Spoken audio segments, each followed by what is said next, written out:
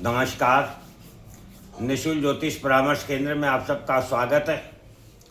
कल हमने प्रकृति का नियम जाना, देने का नियम जाना।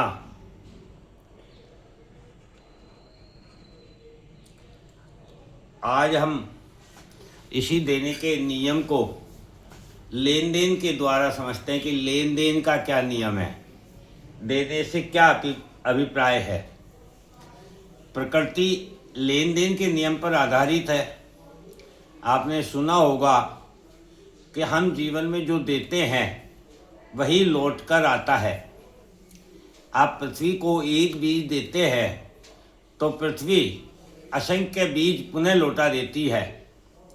आप धन का भी इन्वेस्ट कहीं करते हैं तो धन भी वृद्धि करता है। परिवार में भी वंश वृद्धि होती है, विस्तार होता है। शिक्षा यदि आप प्राप्त करते हैं, शिक्षा के लिए कर्म करते हैं, समय देते हैं तो ज्ञान प्राप्त होता है। भोजन यदि आप प्राप्त करते हैं तो उसके लिए जो कर्म करते हैं उससे आपके शरीर को ऊर्जा प्राप्त होती है। आप अपने जीवन में जो भी कर्म करते हैं उसके बदले में आपको वेतन, प्रॉफिट, लाभ प्राप्त होता है। आप जीवन में किसी को सम्मान देते हैं तो आपको सम्मान प्राप्त होता है। प्रेम प्यार देते हैं तो प्रेम प्यार प्राप्त होता है। अतः स्पष्ट है कि पहले देना होता है, उसी के बाद वृद्धि के साथ पुनः प्राप्त होता है।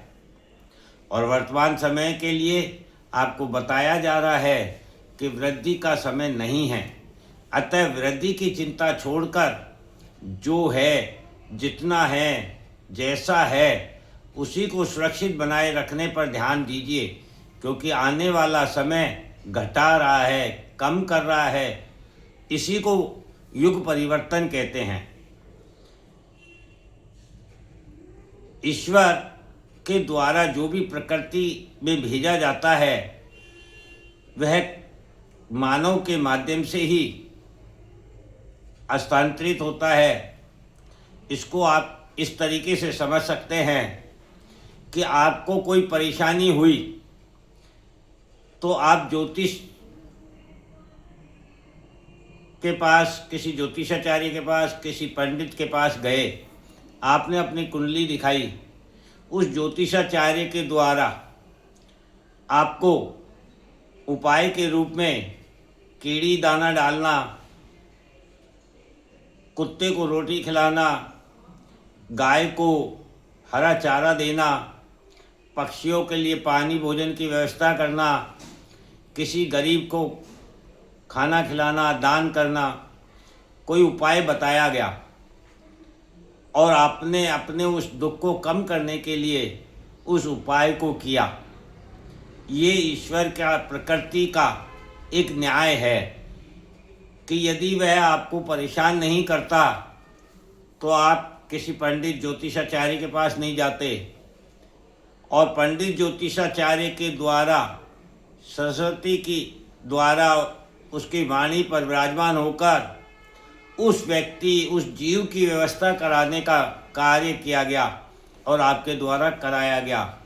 इससे आपका प्रारब्ध कटा, अर्थात जिस जीव के लिए उसने कहा वह जीव, उस जीव तक जब आपने अपना देने का प्रयोजन बनाया और दिया तब आपका प्रारब्ध कटा।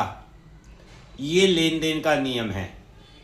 तो कहीं ना कहीं कुछ बाकी था उसका, जो उसे चुकना था, उसका माध्यम चाहे कुछ भी हो।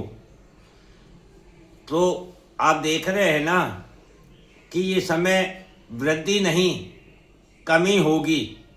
तो इसको हम समझते हैं कि ये युग परिवर्तन में जो हम आपको बता रहे हैं कि वृद्धि का समय नहीं है, निरंतर घट रहा है, कम हो रहा है, तो ये कैसे महसूस करें। 2020 से निरंतर आप देख रहे हैं ना, प्रकृति धीरे धीरे किसी ना किसी क्षेत्र में कमी करती जा रही है और आपको संभलने का भी समय नहीं मिल रहा है। 2020 से कोरोना ने विश्व स्तर पर स्वास्थ्य में कमी की है। आपको शायद एहसास हो रहा हो या हो सकता है आपको अभी तक महसूस नहीं हुआ हो, लेकिन जैसे ही आपके स्वास्थ्य में हल्की सी भी गिरावट आती है तो पुनः उसे रिकवर करने में पहले से ज़्यादा समय वर्तमान में लग रहा है। यह आपकी इम्यूनिटी कमज़ोर होने के कारण हो रहा है, जिसे स्वास्थ्य में कमी कहते हैं। 2022 से रूस यूक्रेन युद्ध के बाद से आप निरंतर देख रहे हैं कि विश्व स्तर पर रिश्तों में कमी आ रही है, आपसी विश्वास में कमी आ रही है। आपको शायद महसूस इसलिए नहीं हो रहा हो क्योंकि आपके पास अभी तक धन, पर्याप्त साधन, काम एवं मनोरंजन मौजूद है, किंतु अब धीरे धीरे समय जैसे जैसे व्यतीत हो रहा है, लोगों के पास धन की कमी हो रही है। आपने पिछले एक साल में पाया होगा कि धातुओं के दाम आसमान छू गए।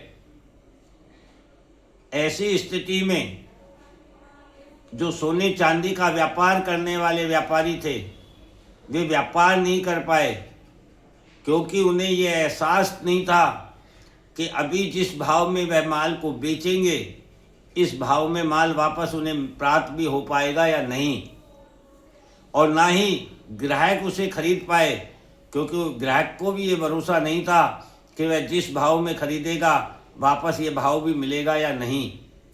और वर्तमान समय में आप ये देख भी रहे हैं, जो चांदी 4,20,000 चली गई थी वह आज 2 लाख रुपए के भी नीचे चली गई। यह हमने आपको पहले भी बताया था कि ये समय ऐसे ऐसे प्रभाव देगा कि आप अचंभित हो जाएंगे। फिर वह चाहे धन से हो, व्यापार से हो, काम से हो, नौकरी से हो, रिश्तों से हो, भावों से हो, बीमारी से हो, किसी भी कारण से हो सकता है।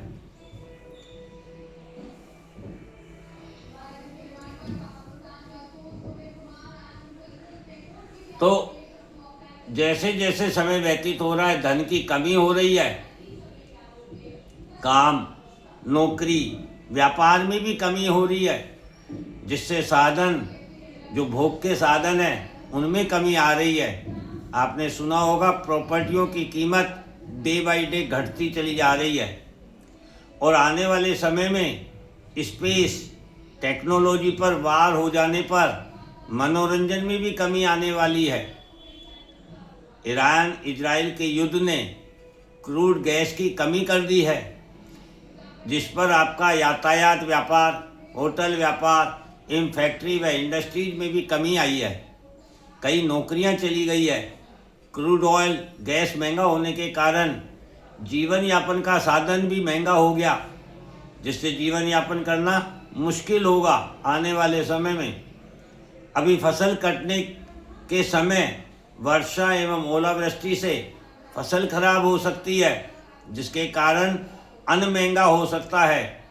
आने वाले समय में पानी की परेशानी बढ़ेगी, वातावरण दूषित होगा, जिससे स्वास्थ्य खराब होगा एवं सांस लेना, जीना मुश्किल होगा। और स्पेस तकनीक में बाधा उत्पन्न हो जाने पर तो जैसे मानव समय ही ठहर जाएगा, मानव के पास कुछ भी करने को शेष नहीं बचेगा। तो ऐसा क्यों हो रहा है, इसे समझते हैं। क्योंकि हमने देने की प्रवृत्ति का त्याग कर दिया और बिना दिए पाने की इच्छा रखते हैं, जिसके कारण हमें दूसरों को डराना धमकाना पड़ रहा है। हम छीन रहे हैं, भ्रष्ट आचरण कर रहे हैं, पद का दुरुपयोग कर रहे हैं, विश्वासघात कर रहे हैं, मिलावट कर रहे हैं, अपमान कर रहे हैं, नीचा दिखा रहे हैं, द्वेष ईर्ष्या कर रहे हैं। हम सभी विश्व जगत भोगी हो गया है, और भोग योनि जो है वह पशुओं की होती है, मानव कर्म योगी है, और हमने कर्म करना छोड़ दिया है। यही कारण है कि प्रकृति अपना प्रभाव दिखा रही है, और प्रकृति मानव के द्वारा ही मानव को लड़ाती है, मानव के द्वारा ही मानव का विनाश कराती है। और यह आप वर्तमान समय में देख भी रहे हैं, और आने वाले समय में इसमें और तेजी होने वाली है। क्योंकि हम निरंतर आपको सचेत कर रहे हैं कि 32-33 तक 2032-2033 तक वृद्धि का समय नहीं है, कमी का समय है। निरंतर हर क्षेत्र में कमी होगी, प्रकृति के द्वारा, मानव के द्वारा प्रकृति के संसाधनों को हानि पहुंचाई जाएगी। इसलिए समय रहते संभलिए और स्वयं को और स्वयं के परिवार को, समाज को, देश को, विश्व को सुरक्षित कीजिए। जय हिंद, जय भारत।